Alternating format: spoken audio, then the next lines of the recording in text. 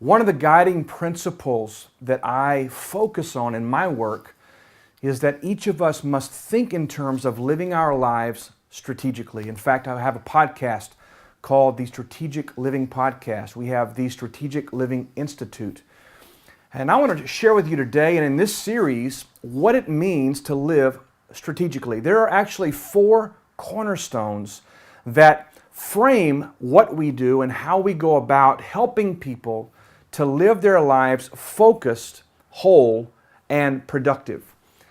The 4 cornerstones are very simple. One is personal healing. This is the cornerstone where we deal with internal issues that have caused brokenness, caused fractures in our soul, maybe things that have framed our belief systems, framed the way we look at life, look at relationships, look at people. These areas of brokenness and fractured nature can actually prohibit us from becoming all that God's called us to be. So in the process of becoming, in the process of developing a strategic life outlook, one must deal with this cornerstone called personal healing. The second cornerstone is personal discovery.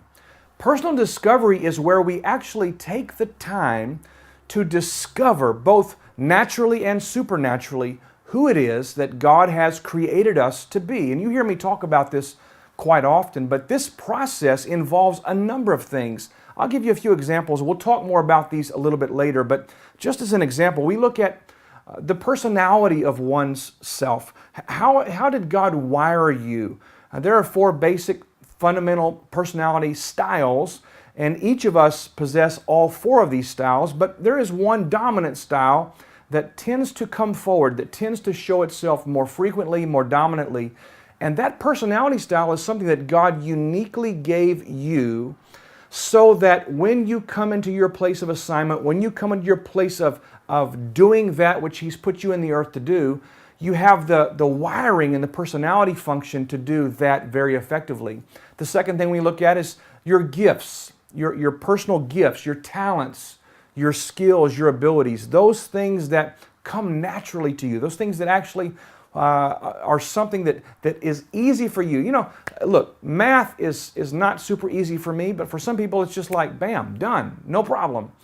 For some people, speaking is not real easy, or training or teaching a class. But for some, like me, man, just give me one person or 1,000 people and we'll have us a training session, okay? But there are certain things that you are wired to do that are unique to you, and we have to identify what are your strengths, your abilities, your skill sets, your talents, and those gifts that God has graced your life with. Another area of discovery that we look at very often is this idea of spiritual giftings, discernment, the ability to see the future, to vision cast, to grasp vision for your future. There are all kinds of spiritual gifts that we'll talk about in this series. So discovery is a very important part. See, you have to know who you are. And by the way, a part of that process is discovering who you're not. Most of us live our lives based on identities that are given to us in our childhood. So we'll talk more about that. The third cornerstone, very simply, is personal development. Once you have gone through the process of healing, once you have been, you've discovered who you are and what your strengths are, now we need to focus on developing those strengths, developing those skills, developing those abilities, those talents, focusing in on training and personal development, character development, so that you can become the full expression of what it is you can do and what you can be. And the fourth cornerstone that we work with is personal deployment. You say, what the heck is that? Personal deployment is the act of becoming fully engaged and activated in that thing, in that particular niche, that particular genre of activity, that work, that life work that you are here to do. You see, the question we always ask is, who am I and why am I here?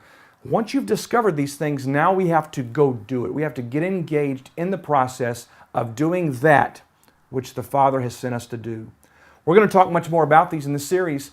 I look forward to doing that with you. Until next time, my name is Brian Holmes, and thank you for joining us on this edition of Monday Mastery.